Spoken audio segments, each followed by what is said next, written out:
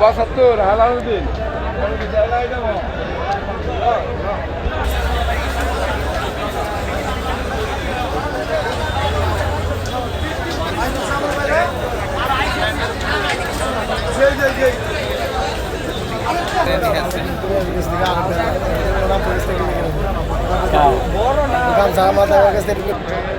দাদা এখন কথা পাতলা পছন্দ হইল না কিছু বাসায় কম করে করে দেয়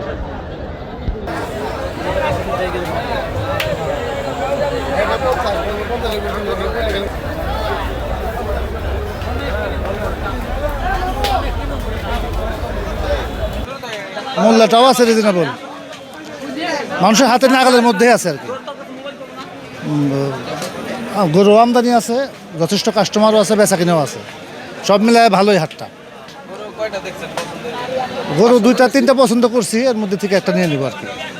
আমরা হাটে আসছি এই পছন্দসই একটা গরু নেওয়ার জন্য।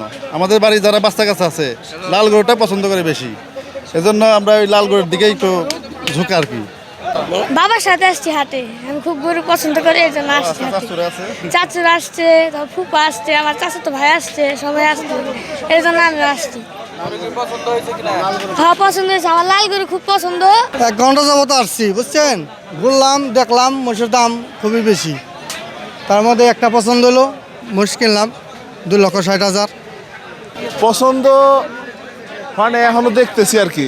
হাটটা ঘুরে অনেক সুন্দর সুন্দর গরু আছে, এখন দেখা যাক যেটা পছন্দ হয়, যদি ভাগ্যে থাকে ইনশাল্লাহ নিয়ে যাব। মোটামুটি ভালোই অবস্থা আর কি, বেচা কেনা চলবানছে, কিন্তু আমাকে মোষের দাম পাই না এখন পর্যন্ত। আমরা 3টা মোষ আনছি, হাই মোষ, তারপরও দাম পাইবেন না এখন টাকা, কোনো দামই পাই নাই, এই হলো পরিস্থিতি।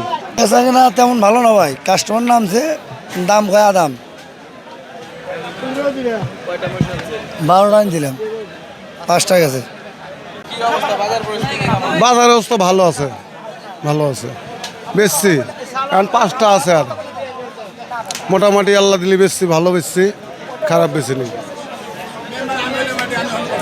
হ্যাঁ খুশি তো, ডাল ভাতের টাকা আল্লাহ দিছে, খুশি। 12টা গরু আনছি, 12টা, ইনশাল্লাহ বেচা বিক্রি ভালো, মোটামুটি ভালো বিকছি আর কি। 7টা বিক্রি করছি, আর 5টা আছে, এটা দেখেন।